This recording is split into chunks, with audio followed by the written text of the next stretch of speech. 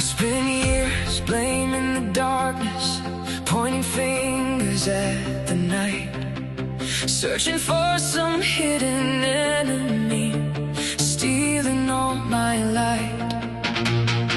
I cursed the world around me, the roads I couldn't find, till I met the silent stranger living inside my mind.